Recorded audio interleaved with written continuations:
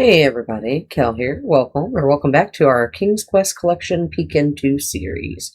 This one is King's Quest 6, one of my favorites in the 7 that I have played, and I want to share it with you guys. So let's watch the opening, and then we'll get started. Thanks so much for stopping by. Hopefully you enjoy the episode.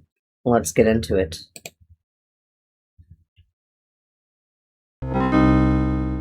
Long ago, in the castle of a kingdom called Daventry,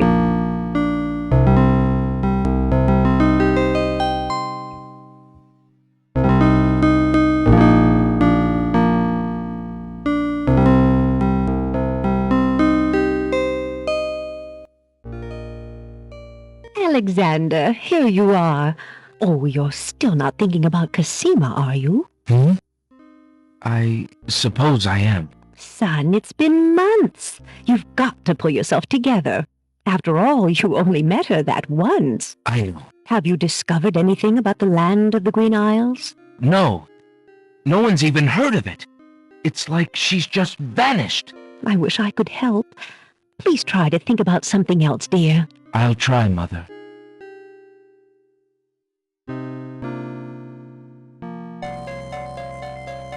Despite his family's concern, Alexander remains tormented by the thoughts of Kasima.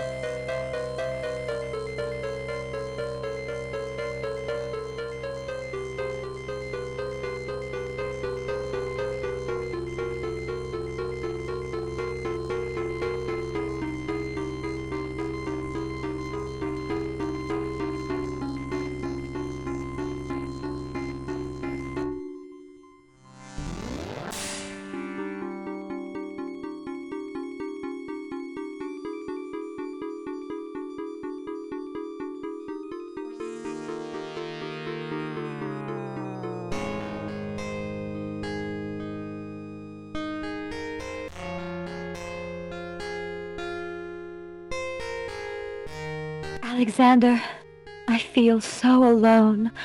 I don't know what to do. Alexander, I wish you were here. Kasima! Wait! Mother! Mother, come quick!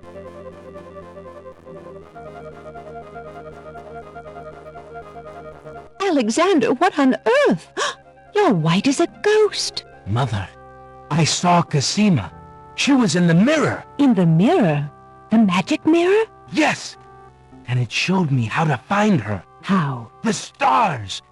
I saw the stars outside her window. I can navigate by the stars. Oh, Alexander, if you really go... It will be all right, Mother. I promise. 3 long months, Prince Alexander sailed the... Sorry, couldn't read it fast enough.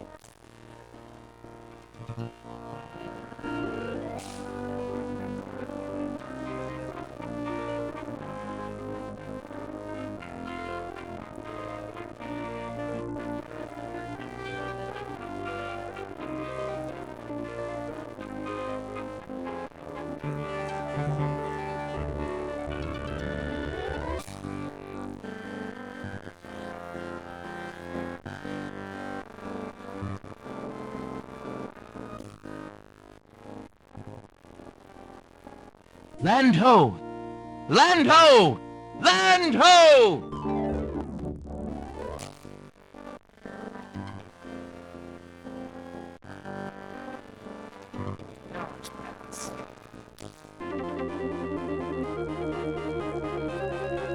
Oh no, the storm.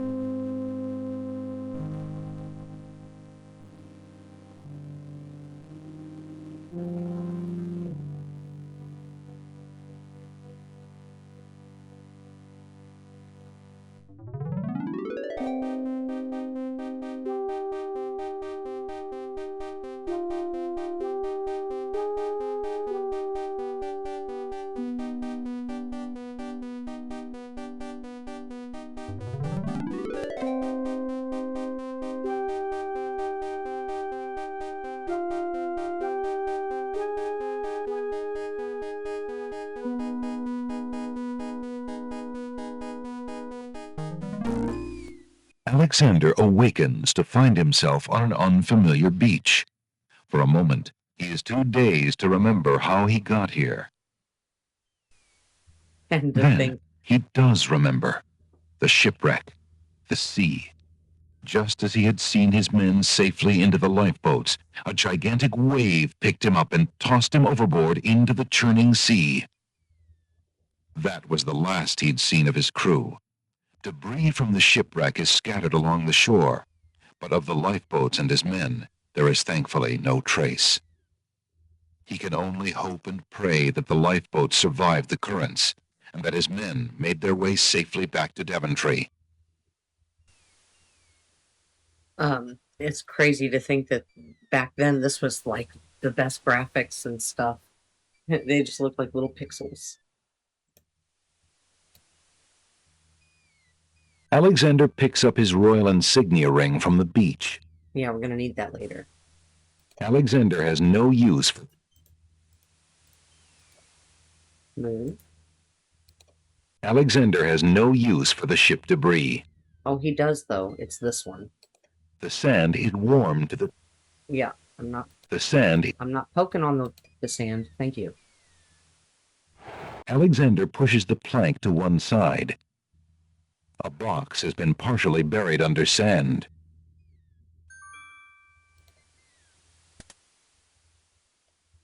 Alexander takes the coin and leaves the ruined box where it is. Alexander moves the plank back to its original position. Oh, hang on. Let's go this.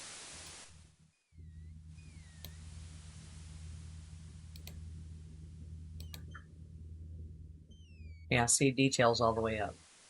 Alright, well, we want to make him walk faster.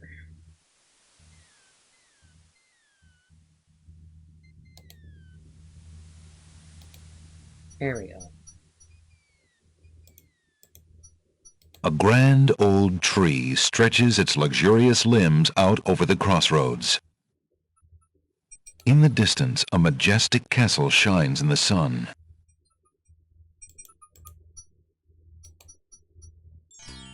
Okay, maybe he's walking a little too fast.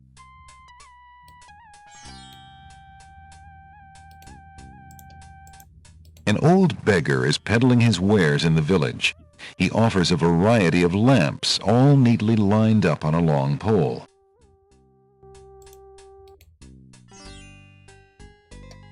Good day, peddler.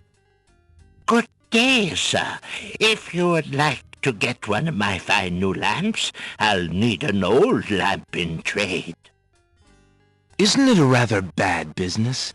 Taking old lamps and giving new lamps in exchange? Well, there's always a chance that I'll find a genie. If I had a genie, I'd be richer than a king. Besides, there's always a roaring business in antique luminaries.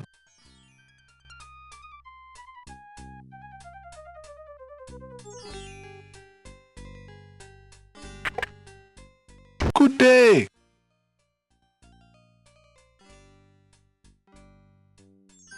Alexander takes a mint. Good day, merchant. Can you tell me what land this is? By the moon's light, what a question! You must have been out too long in the sun, or perhaps knocked your head upon a rock. No. Well, perhaps. I was in a shipwreck, you see. My crew and I were trying to reach the land of the Green Isles. I think, well, at least I hope, my men got away safely in the lifeboats. But I myself appear to be rather stuck here. Ah, I see. You must pardon my incredulity, but it has been so long since we have had a foreign visitor. You wrecked your ship, young traveler, due to the currents and reefs around the islands.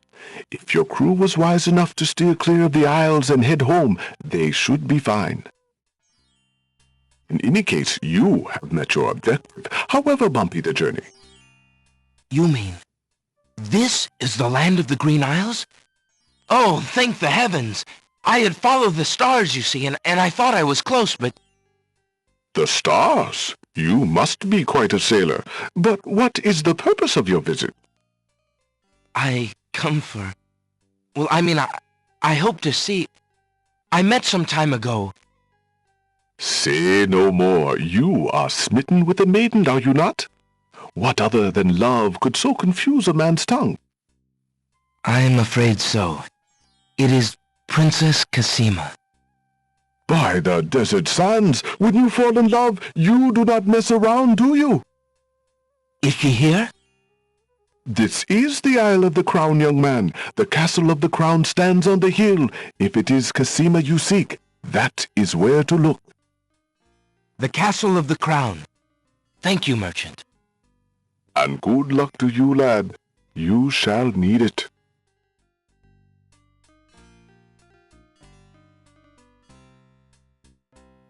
The counter feels as smooth. The pawn shop's counter is made of a sturdy teak.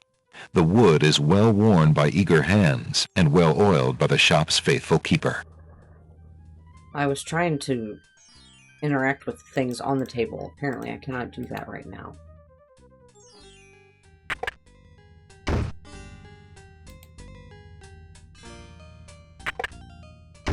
Hello. I will be right up. There's the bad guy. Now, what can I do for you?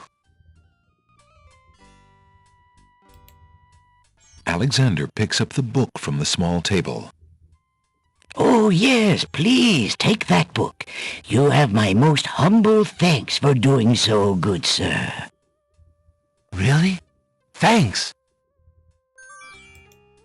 Alexander searches for a way to reach the black-haired girl whose memory will not escape him.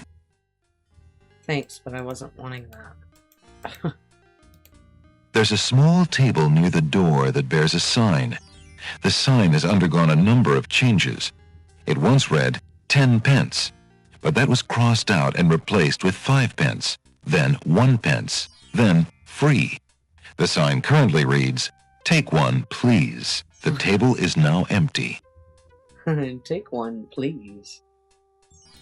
An old man occasionally steals sidelong glances at Alexander from under a concealing hood.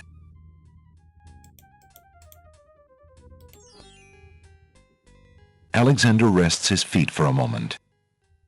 Alexander picks up and leafs idly through a book called The Changing Role of Court Entertainers Through the Ages. Well, that was refreshing. What was it when I looked at you? What power has chained me through and binds my heart with links so tight I cannot live without the sight of you? What nameless thing has captured me and made me powerless to flee? What thing is it without a name that brings my mind e'er back the same to thee? The name of love cannot apply. Its commonness does not decry the haunted, painful cry that my heart makes for you, that e'er my soul eternal makes for you. A little close to home, that one. Alexander returns the love poem book to the shelf. And then we'll pick up the page. Alexander picks up the fallen page. I see that old volume has lost another page. You may keep it if you like, sir. I have glued the stubborn thing back in place 2 times already. I do rather like it. Thank you, merchant. Good day, sir. I'm a stranger in this land. What can you tell me about the land of the Green Isles? That is quite a question, young man. Who are you, and what would you have me tell you? My name is Alexander. I know I am on the Isle of the Crown, but I'd like to know whatever you can tell me about this island, and if there are other islands nearby. You are indeed a stranger. Anxious is the man who knows not the customs of the land beneath his feet. This island is called the Isle of the Crown, because the royal family's castle is here. Besides the castle, we also have this village, and the docks over to the west.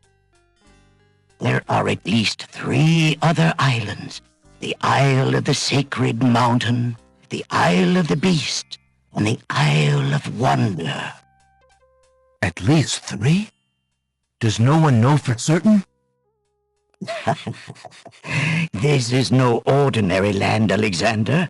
The land of the Green Isles has always been a place of vague boundaries, as if islands come and go. Legend speaks of a 4th island, an isle shrouded in mists. I myself have never seen it. Then, too, the land of the Green Isles is said to exist on the boundaries of this world and the next. Even darker places are reputed to be closer here than anywhere else in the world. That's quite a claim.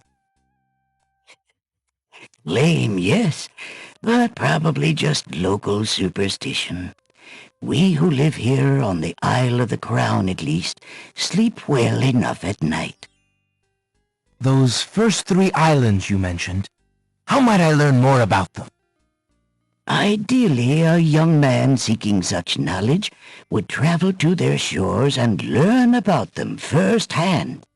Meeting the leaders of each place would be helpful, naturally. Unfortunately, the ferry no longer runs between the islands. There has been much political unrest, and it has been too dangerous to travel for years. Perhaps the ferryman can tell you more. He has little enough to do these days. And if you haven't been there already, you might seek an audience at the castle. Thank you kindly, merchant, for all your good advice. Ah, but advice is free, Alexander. Making use of it costs much more.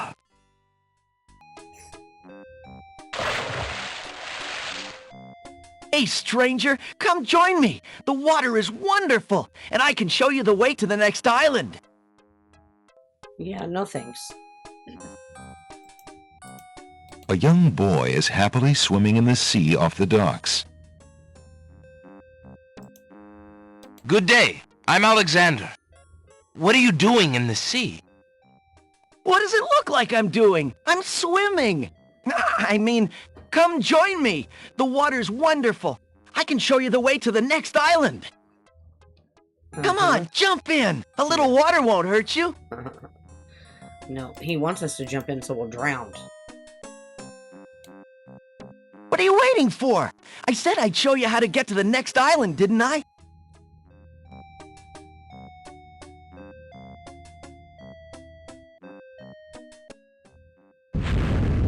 That's strange. The young boy in the water just disappeared. Oh well, perhaps he just dove under the water.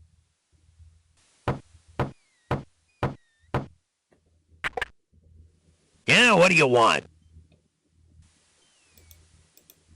Excuse me. My name is Alexander. The owner of the bookshop in the village told me you might be able to help me. I hear you used to run this ferry for the islands. I'd like to talk to you if you have a moment. You say old Allie sent you? I can't see why. The ferry's not running, you know. I understand. I'd just like to talk to you about the islands if you don't mind. Well, I guess it'd be all right if Allie sent you. Well, don't just stand there. Come on inside. What is it you wanted to talk about, young man? I'm a visitor to these islands. I'd like to learn what I can about the area. So you said outside. What is it you want to know?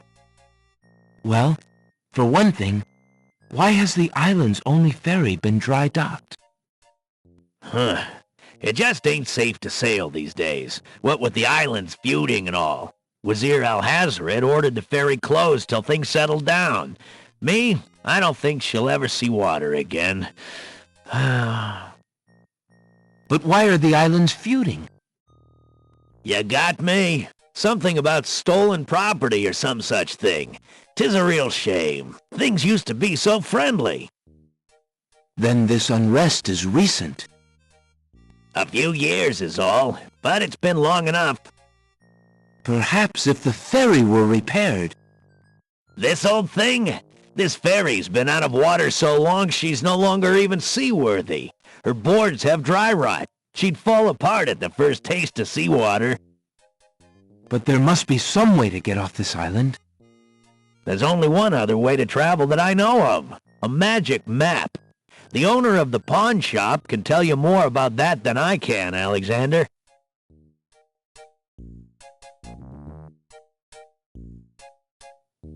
There's a rabbit's foot on the table. It seems the ferryman is counting on a little luck. I see you have a rabbit's foot. Has it brought you much luck? As you can see, my luck's been out for some time now, despite that old charm. Why don't you take it with you? Perhaps giving the darn thing away will bring me good fortune at last. Perhaps it will at that. Thank you. Tell me more about the ferry. I remember when I used to ferry Queen Ilaria and Princess Kasima themselves. There was no thought of danger back then. They used to go visiting to care for the needy and to keep up the friendly relations between the islands. I remember their last trip. Things had started getting nasty by then, and when they came back aboard, I gathered that the Queen and the Princess had been received a bit coldly. Princess Kasima was such a pretty thing, and she was terribly upset. But who could be spreading these lies, she asked the Queen, but the Queen had no answer.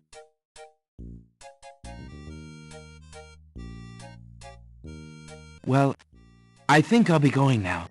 Thanks for allowing me into your home. Posh, not at all. It breaks the boredom, if you know what I mean. Excuse me, merchant, but the ferryman mentioned that you might have a magic map of the land of the Green Isles. Why, as a matter of fact, I do. I keep it under the counter. It's been gathering dust so long that I nearly forgot about it.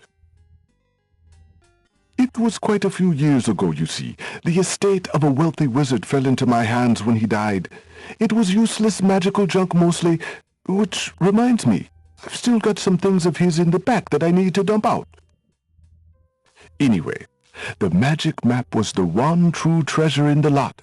The wizard was quite old and feeble and had enchanted the map to aid in traveling. It is said that one need only desire to be on an island depicted on the map to find oneself there. It is a very valuable map, as you can imagine. Unfortunately, no one is interested in traveling these days. It is far too dangerous with the current state of the kingdom. What would you take for the map? I would normally want something magic in return, but since I am hardly overrun with prospective buyers, I would be willing to take anything of equal value in exchange. Excuse me, guardsmen, guard dogs. I've been traveling for months to see Princess Kasima. I would like an audience, please. I'm sorry, but the princess is not receiving visitors, particularly not strangers.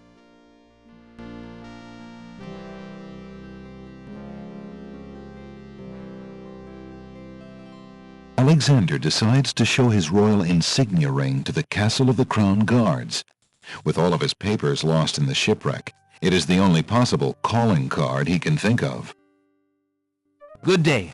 I'm Prince Alexander of Daventry. I'm an acquaintance of Princess Kasima. If you could just inform her that I'm here, please. So everyone says. Let me just look at that ring.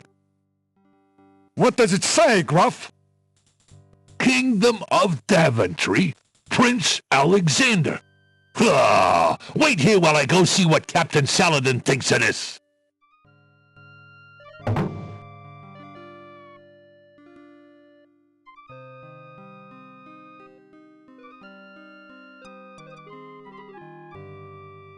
The guard returns a moment later with a majestic-looking creature.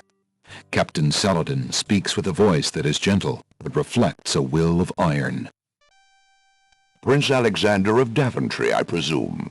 I'm afraid I'm unfamiliar with your country, but I'm sure Vizier Alhazred will want to meet you, if indeed you are a friend of the princess. Please follow me.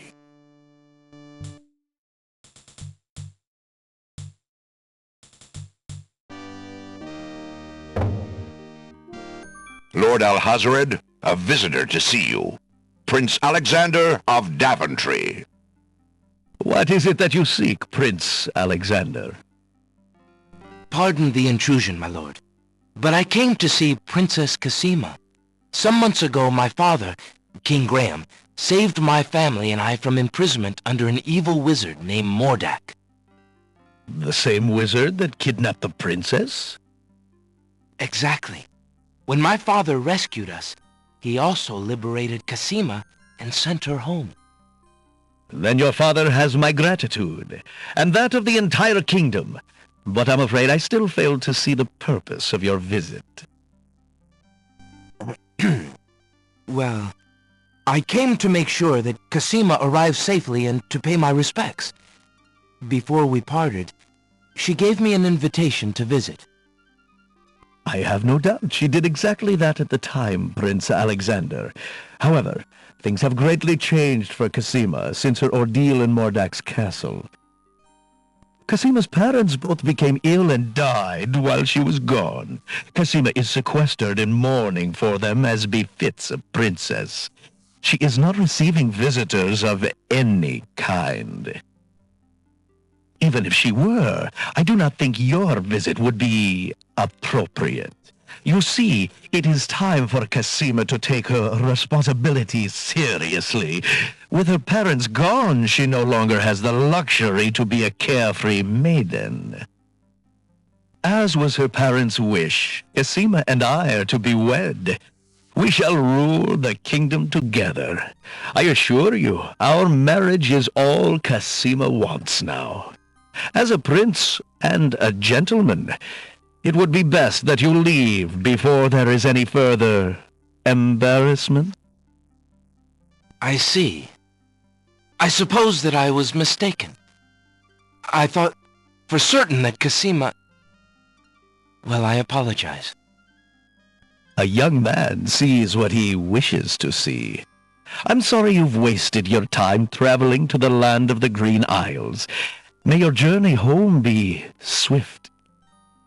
Perhaps I will take the opportunity to look around your fair land while I'm here. I would advise against that. The kingdom is rather, shall we say, inhospitable these days. But it is your neck. You may risk it if you please. Captain Saladin will escort you from the castle. Good day.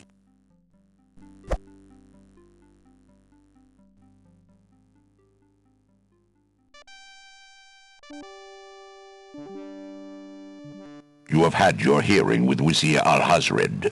I trust you will respect his wishes and not return. I have been instructed not to let you into the castle again. Good day, my lord. Yeah. Captain Saladin whispers something to the guard dogs at the castle gate, and they nod with understanding. Because of Al-Hazred. Whatever the heck his name is. The bad guy. Alexander has a feeling they won't be letting him into the castle again. Would you be willing to take my family ring in exchange for the magic map? Daventry, are you a king then? No, that's my father, King Graham. I'm just Alexander. Well, Prince Alex, she is a beautiful ring. Are you sure you can part with such a unique family heirloom? The ring does mean a lot to me. I didn't always have a family, you know. Still, it is only gold. There are more important things at stake now. Then you now own a magic map, Prince Alex. I will keep your ring out of sight for a few days. If you find anything else of great value in your travels, you can come back for your ring. I would hate to see it melted down for gold. Yeah, me too. Ah, and a warning about the map. It will only operate when you are out in the open and within sight of the sea. The limitation has something to do with the teleport spell ingredients. You might try the beach. Thank you. You are very kind, and I'll remember about the map. Suddenly, the old man in the concealing cloak sneaks past Alexander, and with a sneaky dart of his hand, steals a mint from the candy jar. The old man stuffs the mint into his mouth and wobbles unsteadily out of the pawn shop.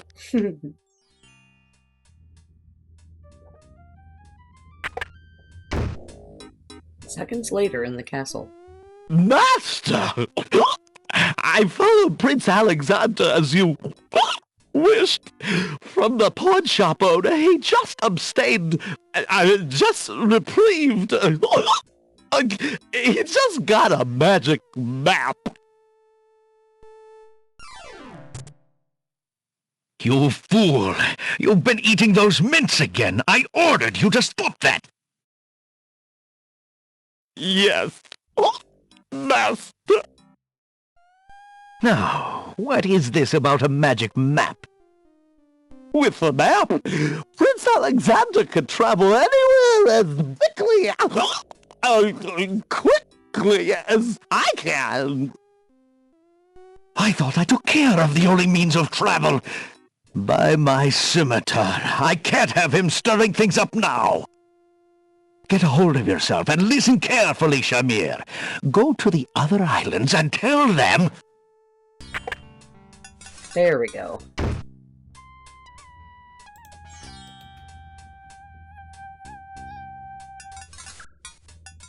Alexander sorts through the odds and ends that the pawn shop owner dumped into the pot. Magic exploding gum wrappers, a shattered crystal ball, a cracked wand, a fake thumb. Near the bottom, Alexander finds a little glass bottle labeled ink. It appears to be empty, but Alexander decides to take it anyway. You never know when a small bottle will come in handy. Yeah, or invisibility potion. Alexander pulls out his magic map.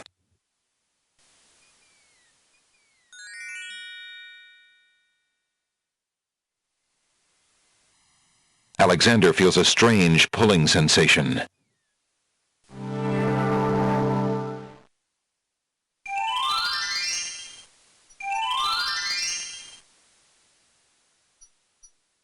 Okay, well, we'll go in one further.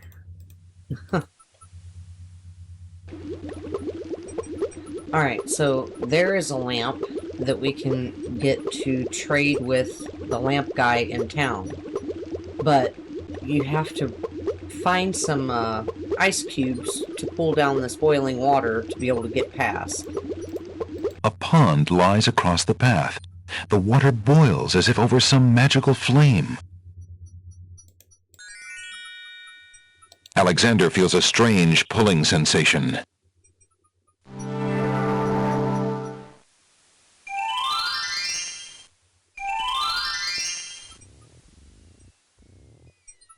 Okay, gotta wait for this thing to come in. I think it's a feather or part of a scarf or something. Here it comes. Alexander doesn't want to taste the salty sea. No, I know. Alexander wades into the sea to get the strange object in the water. The ocean currents tug at Alexander's legs. That object is just a bit out of reach. There's no reason to touch the...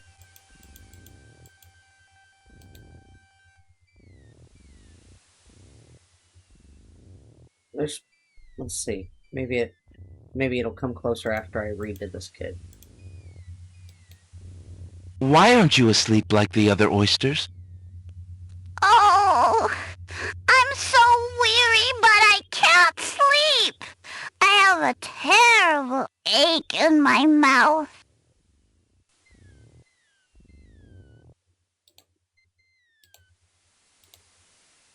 If you're having trouble sleeping, perhaps you'd like me to read to you. Hey, that would be great. 2 dulcimers raised to the degree of 40 half-dulcimers, divided into equal parts by the third of a cackle of grouse geese, put over the result of 10 fine mackles, albeit small fine mackles, stretched over the total of 53 1/8 bottles of wild beast lard. Alexander sees nothing of interest on...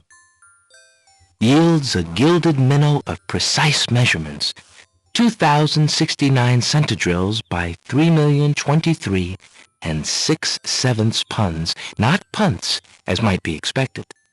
This is not to say, however, in any sense whatsoever, that deviations in mean temperature of 5 or 6 dregs or so. Alexander makes a grab for the pearl.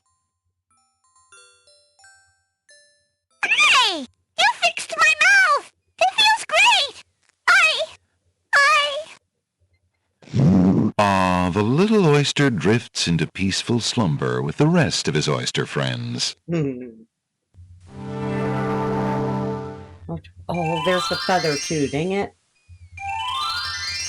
Okay, hang on, we need this. Alexander takes the feather. We need the stinky flower. You have to solve puzzles. Alexander picks the flower and is startled by its hideously strong skunk-like odor. Right. For a moment, he can smell nothing else. So, you have to solve these puzzles to make it up this mountain, and then there's a catacomb up there, and you have to... There's nothing... Work your way through that, too. Okay, so... Alexander... Yes. We'll go, back to the Isle of Wonder and let you see the thing with the dwarves. Alexander feels a strain.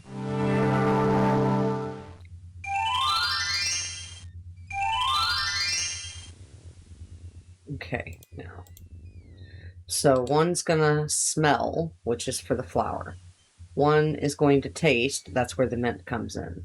One is going to feel, that's where the rabbit foot comes in. And then one is going to see, and they won't see because this is invisible ink.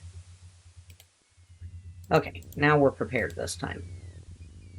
Alexander hears someone coming.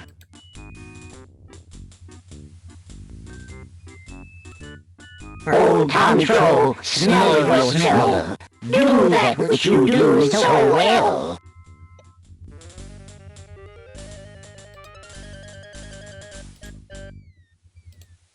Alexander holds the flower of stench out to the gnome with the jumbo nose. Tom Troll I am, that's all I'll be. My nose knows all on land and sea. A flower of stench has washed ashore. A flower 'tis all, and nothing more.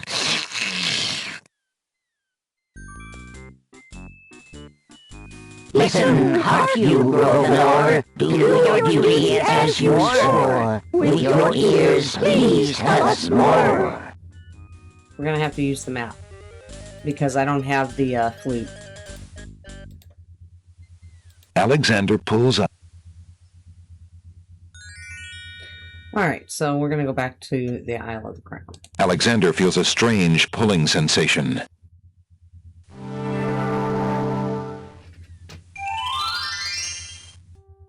So we can get our ring back. I found this large pearl. Might it be valuable enough to ransom back my family ring? I have never seen such a perfect pearl. Certainly you can have your ring back. Oh, I'm glad you didn't sell it. I'm a bit attached to it, I'm afraid. Of course you are. You would be cold-hearted if you felt any differently. I am happy to see a family heirloom back with its rightful owner. I have this copper coin. Is it of any value to you at all? Most interesting. I have never seen a Daventry coin before, but it is copper genuine enough. I might even find a buyer who is interested in foreign currency. The items on the front counter are the only things in the store that I can let go for the price of 1 copper. You may make your choice from there. Alexander looks at the items on the counter to make his selection. Okay, so we're gonna take the nightingale and play it for the bird. But I need the flute. Is it the flute I need for the gnomes? Maybe it's the nightingale. That mechanical nightingale looks intriguing. I believe I'll take it. Very well. Your coin is well spent. Remember, this is a pawn shop. I am always willing to take back my own goods in trade. I'll remember. Thank you. Alexander winds the mechanical nightingale and places it on the ground.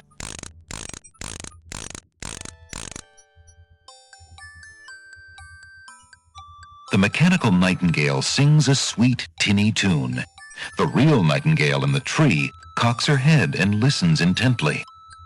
The nightingale flies to a lower branch and looks at Alexander curiously, as if she were deciding that this human might not be so bad.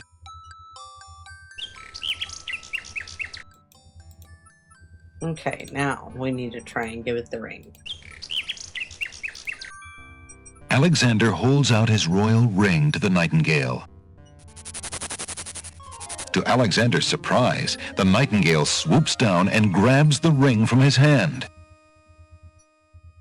The nightingale flies off towards the castle with Alexander's ring. Where might she be taking it? Did you see that snake? With a ribbon. The nightingale has returned from her flight with Alexander's ring.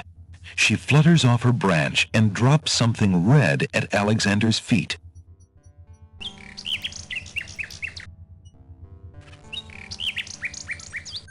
It's a red velvet hair ribbon. The bird must have taken Alexander's ring to someone who sent back this ribbon in return. Could it possibly be? Dare he hope that the someone is Kasima herself? If only it could be so.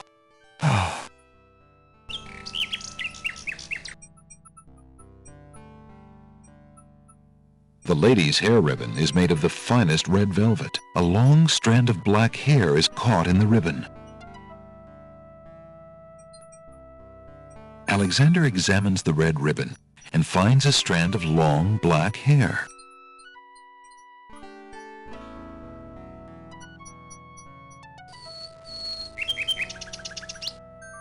Alexander holds out the love poem, hoping that the bird will deliver it to the same place she took the ring, in the chance that the receiver might truly be Kasima.